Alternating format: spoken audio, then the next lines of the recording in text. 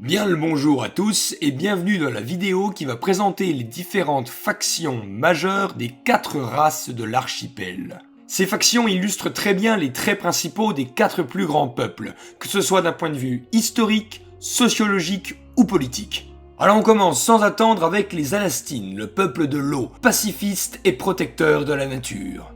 Alors en plus d'être la souveraine de Cyclo, la matriarche Devona Levia dirige les faiseurs de pluie. Ce groupe, en parfaite harmonie avec le dieu créateur Yor, se compose de la majorité des élémentalistes de l'eau. Seule la matriarche des Alastines est autorisée à délivrer le rang officiel des élémentalistes de l'eau. Mais comme je l'ai dit, la matriarche est aussi la souveraine de Cyclo. Il lui est donc impossible de s'occuper que des faiseurs de pluie.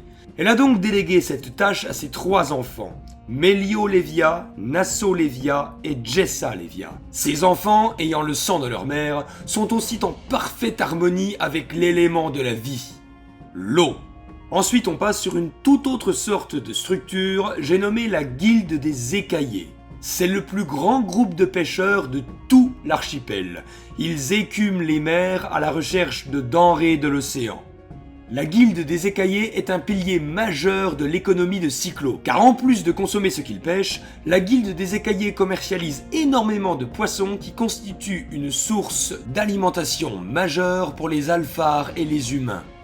On arrive maintenant sur un groupe qui sait maîtriser l'eau comme le font les élémentalistes, la faction des vagues terrestres. C'est le cercle des enchanteurs de l'eau, ceux qui peuvent créer des golems de ce même élément. Bien que le commandant de cette faction est Dylan Ino, les vagues terrestres sont commandées par 2 sœurs jumelles, Sachal et Jimenal, surnommées les vagues jumelées.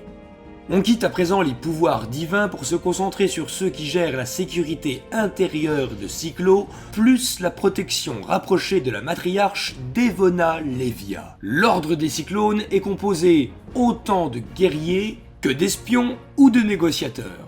Malgré le tempérament pacifique de la race des Alastines, certains des membres de l'ordre des Cyclones agissent de manière moins conventionnelle, comme par exemple la vicieuse Numela Vine, surnommée celle qui parle. Et maintenant on va sur une faction, ou plutôt une bande, qui est bien moins prestigieuse. Les maraudeurs sont des Alastines sauvages qui refusent l'autorité de la matriarche. La plupart vivent dans la jungle d'émeraude en groupes semi-organisés. Ils vivent reclus de toute civilisation et se livrent au pillage et parfois même au cannibalisme. Et maintenant, quittons Cyclo pour se rendre en Empire, territoire incontesté des humains. Comme tout État autoritaire et militaire qui se respecte, la faction la plus importante est l'armée impériale. Pour 35 millions d'humains, il y a presque 2 millions de personnes qui œuvrent pour l'armée. Ce qui ne veut pas dire 2 millions de soldats, mais 2 millions de citoyens impériaux qui participent à l'effort de guerre. Ça peut être des médecins de campagne, des forgerons, des instructeurs, etc. etc. Lors de conflits et guerres majeures, c'est l'empereur Morganskine en personne qui mène les troupes. Mais pour des batailles plus modestes, des conflits moins importants, c'est son second général des armées, Joey Ferguson, qui dirige la grande armée impériale. Comme la multitude de casernes de l'armée impériale, la guilde des Lames Rouges est située dans l'enceinte du grand château de Stadtkaiser. Elle est commandée par Camille Striker et est en charge de toutes les missions secrètes et officieuses de l'Empire, allant de la corruption, de l'espionnage et même de l'assassinat. L'empereur ferme les yeux sur les méthodes peu conventionnelles de la guilde des Lames Rouges tant que celle-ci respecte les ordres à la lettre et ne trahissent jamais l'Empire. Comme les 2 factions précédentes, les collèges des élémentalistes et des enchanteurs de terre sont eux aussi situés à Stadtkaiser. Ils sont tous 2 gérés par la maîtresse suprême de la Terre, la conseillère impériale Emilia Gilgamesh en personne. Contrairement aux méthodes brutales de l'armée impériale et de la guilde des Lames Rouges, les méthodes d'éducation d'Emilia mènent harmonie, connaissance et tolérance. Ce qui dénote foncièrement de la faction suivante, l'Inquisition.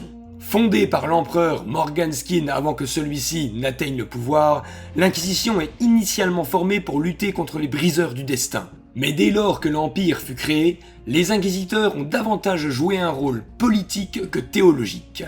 Tout en continuant à pourchasser la secte des briseurs du destin, les inquisiteurs parcourent de long en large la terre des hommes à la recherche d'éventuels traîtres à l'Empire. L'immense château de Stadtkaiser n'ayant aucun accès direct à la mer, la flotte impériale est basée dans la grande cité portuaire de Plage d'Or. Les humains sont de loin les meilleurs constructeurs de navires, et leur flotte de guerre est la plus imposante de tout l'archipel. Elle est commandée par l'amiral Cédric Lanfranco à bord de son célèbre Aquilone. La dernière faction importante des humains, et pas des moindres, se nomme les Joyaux des Montagnes. C'est le plus grand rassemblement de mineurs qui exploitent l'immense chaîne de montagnes qui traverse l'Empire. Ils fournissent une quantité faramineuse de métaux servant dans tous les domaines, autant militaires que civils. Mais surtout, les forges impériales frappent la monnaie de l'archipel, les Yorms. Maintenant, quittons l'Empire pour se rendre sur Magmar, terre de cendres de la race du feu dépourvue de toute vie. C'est le bastion des terribles Surts immortels, en perpétuel questionnement sur leur propre existence. Depuis l'aube des temps, Ignir règne en ces lieux. C'est le Surt le plus puissant, l'Alpha et l'Oméga. La première faction de Magmar est sans nul doute les champions de l'arène. Ce groupe de guerriers est uniquement composé de berserk Surt qui sont sortis vainqueurs d'au moins 100 combats. Qu'ils soient dans l'arène, sur le champ de bataille ou ailleurs, ils ne cessent de se battre. Les champions de l'arène est l'armée la plus puissante de tout archipel. La faction suivante est tout aussi impitoyable. Les élus d'Ignir sont les seuls êtres de ce monde à avoir réussi à seulement toucher ce dernier lors d'un duel à main nue. Ignir ne refuse jamais un défi et juge digne d'accueillir parmi ses élus toute personne qui ose se mesurer à lui. Peu importe la raison, peu importe le peuple. Curieusement, une alphare nommée Lilith fait partie de ces guerriers d'élite. Le corps des Surts n'étant qu'une armure de pierre abritant leur feu intérieur, ils n'ont pas besoin de se nourrir pour exister. Il existe néanmoins une taverne pour accueillir les autres peuples d'archipel qui viennent faire pèlerinage au temple d'Icarios. Simplement appelé l'Unique, c'est le seul bâtiment de ce genre sur Magmar. La faction des gardes de l'Unique est composée de 100 Surts chargés de surveiller les fidèles de Yor. Toujours en rapport avec le messie Icarios, Ignir a chargé la faction des guerriers du temple de constamment garder ce lieu saint. Les guerriers du temple sont composés de 999 berserks commandés par le Moloch Abaddon. Ils assurent la sécurité de l'endroit en réprimandant violemment tout fauteur de troubles. La seule faction non guerrière de Magmar est celle des mineurs des flammes. Ce groupe de Surts subit le pire châtiment qu'il soit pour la race du feu, la privation de combat.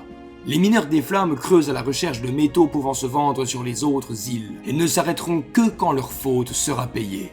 L'autre faction isolée est celle du refuge des anormaux. À cause de leur façon de se battre jugée déshonorante par leur père, les élémentalistes et enchanteurs de feu se sont tous rassemblés au même endroit. Un Surt qui massacre ses ennemis sans lui broyer le crâne n'est pas un vrai Surt. Et pour finir, nous quittons Magmar pour se rendre sur Perce-Ciel, le royaume des Alphars, le fier peuple de l'air. À l'opposé des Alastines de Cyclo, les Alphars sont régis par un système féodal patriarcal, mené par le roi Achille Eldarion.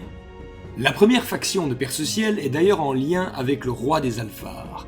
Il s'agit d'un groupe d'enchanteurs de l'air s'appelant les constructeurs de rêves. Grâce à leur homoncule de l'air pouvant prendre diverses formes, les constructeurs de rêves organisent de grands spectacles en l'honneur du roi.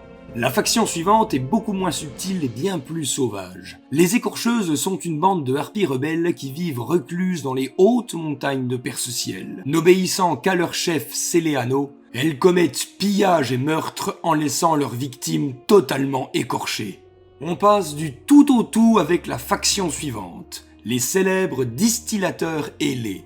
Ces 52 alphars produisent l'alcool de Delen, le meilleur breuvage d'archipel. Humains et Alastines dépensent des fortunes pour acquérir des tonneaux remplis de ce merveilleux nectar. La faction de la garde royale est composée uniquement de séraphins et d'anges. Ces puissants guerriers célestes ne sont jamais déployés lors de batailles. Leur rôle se cantonne uniquement à protéger le roi Achille Eldarion. Isolés et perchés dans la grande tour de Tarus, les gardiens des cieux sont la faction regroupant les élémentalistes de l'air. Des tornades et de violentes bourrasques entourent constamment leur forteresse, la rendant imprenable pour quiconque ne maîtrise pas l'élément de l'air.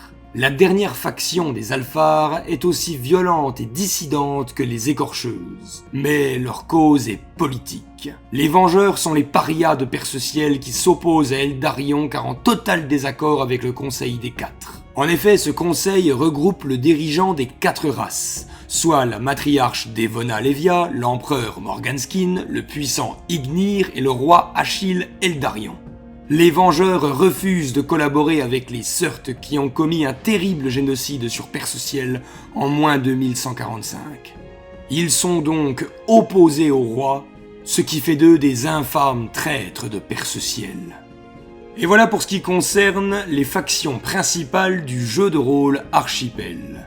Elles illustrent bien l'état d'esprit de chaque race jouable, et j'espère que ça peut vous éclairer sur le fonctionnement de ce monde. Voilà, à la prochaine!